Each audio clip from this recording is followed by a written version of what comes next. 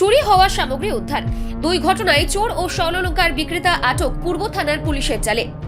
Agartala town hall সংলগ্ন palace compound এলাকা থেকে চুরি যাওয়া টেবিল ফ্যান ও পাঁচরা সহ এক চোরকে আটক করতে সক্ষম হলো পূর্ব থানার পুলিশ। পাশাপাশি নয়নামুড়া লাড্ডু চৌমনি এলাকা থেকে সংগঠিত আরেকটি চুরি ঘটনায় চুরি যাওয়া স্বর্ণালংকার উদ্ধার সহ চোর এবং সেই স্বর্ণালংকার ক্রয়কারী এক বিক্রেতাকেও আটক করা হয়েছে।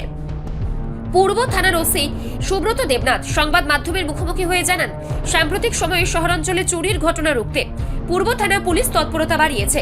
এরই অংশ হিসেবে গোপন সূত্রে খবর ও অভিযানের ভিত্তিতে পৃথক দুটি অভিযানে এই সাফল্য আসে। তিনি জানান, প্যালেস কম্পাউন্ড এলাকায় চুরির ঘটনার পর তদন্ত শুরু করে পুলিশ এবং দ্রুত অভিযুক্তকে আটক করে চুরি যাওয়া টেবিল ফ্যান ও পাঁচরা উদ্ধার করা হয়। অন্যদিকে নয়নামুড়া লাড্ডু চৌমনি এলাকায় চুরি হওয়া স্বর্ণালংকারের সূত্র ধরে তদন্তে নেমে পুলিশ প্রথমে চোরকে আটক করে এবং তার জবানবন্দির ভিত্তিতে স্বর্ণালংকার বিক্রেতাকেও আটক করা সম্ভব হয়। ওসি সুব্রত দেবনাথ আরও জানান, আটক সকল অভিযুক্তদের বিরুদ্ধে নির্দিষ্ট ধারায় মামলা রুজু করা হয়েছে এবং ঘটনার সঙ্গে আরও কেউ জড়িত রয়েছে কিনা তা খতিয়ে দেখা হচ্ছে। শহরে আইন শৃঙ্খলা বজায় রাখতে এবং চুরি ছিনতাইয়ের ঘটনা রুখতে পূর্ব থানার পুলিশ ধারাবাহিক অভিযান চালিয়ে যাবে বলে তিনি আশ্বাসও দেন। কালকে দুপুর 1:30-2টা নাগাদে আমাদের প্যালেস কম্পাউন্ড যে টাউন হলের পেছনে মমিতা দেববর্মা ওনার বাড়িতে তারা ঘরের ডাইনিং রুমে খাচ্ছিলেন, বাড়ির সামনে দিয়ে খোলা ছিল। তো ওনার বাড়ি থেকে কিছু জিনিস চুরি হয়। তো ওনার খুব দামি দামি পাঁচরা, তারপরে ফ্যান, ওসব জিনিস চুরি হয়। সাথে সাথে তারা যখন নিয়ে পড়ে তারা থানাতে কমপ্লেন করেছে, চুরির কমপ্লেন। তো কমপ্লেন করার সাথে সাথে আমি কেসটা আমি আমার থানার সাব ইন্সপেক্টর অমরেশ দেববর্মাকে এন্ডোর্স করি। তো আমাদের দারগো ইনভেস্টিগেশন অফিসার স্পটে গিয়ে সিসিটিভি ফুটেজ ছিল, সিসিটিভি ফুটেজ দেখে চোরকে আইডেন্টিফাই করা হয়েছে।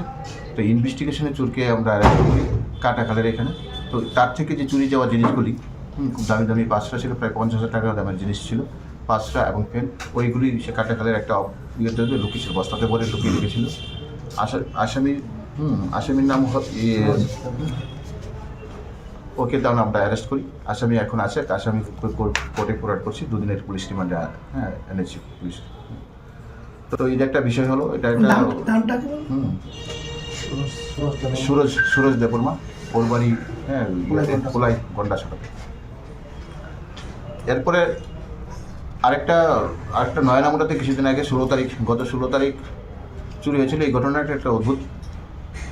ওনার বাড়িতে, মালিকের বাড়িতে ছিল রং মিস্ত্রি কাজ করেছিল, রং মিস্ত্রি 9, 10, 11 রং মিস্ত্রি কাজ করেছিল এবং সারা তো প্রাইভেট জব করে, বাড়িতে বয়স্ক মা ছিল। তো ওনার বাড়িতে বিয়ে ছিল আশীর্বাদ, তো 16 তারিখ আশীর্বাদের দিন, মানে 15 তারিখ সন্ধ্যার সময় তার আলমারি খুলে দেখছে তাদের ঘরে স্বর্ণালংকার চুরি হয়ে গেছে। তারপরে ওরা বললো যে আমাদের বাড়িতে তো কোনো ইয়ে নেই। কমপ্লেন আসার পর দেখা যাচ্ছে যে তাদের ভিতরে রং মিস্ত্রি ছিল। ডাউট হয়েছিল যে রং মিস্ত্রি কোথায়। রং মিস্ত্রির বাড়িতে আমরা খবর পেয়েছি চারিপাড়া এলাকাতে রং মিস্ত্রি 2জন রং মিস্ত্রি ছিল। তাদেরকে আমরা পুলিশ যখন স্ট্রংলি ডক্টর ইন্টারভেনশন করেছে, তাতে বেরিয়েছে যে তারাই চুরি করেছে। তারা চুরি করা জিনিসগুলি আমরা উদ্ধার করেছি। এখানে কিছু স্বর্ণালংকার ছিল, আপনারা দেখতে পেয়েছেন, বাইরে আছে। গোল্ডেন অর্নামেন্ট ছিল, চুরি ছিল, ছিল, চেন ছিল গোল্ডেন।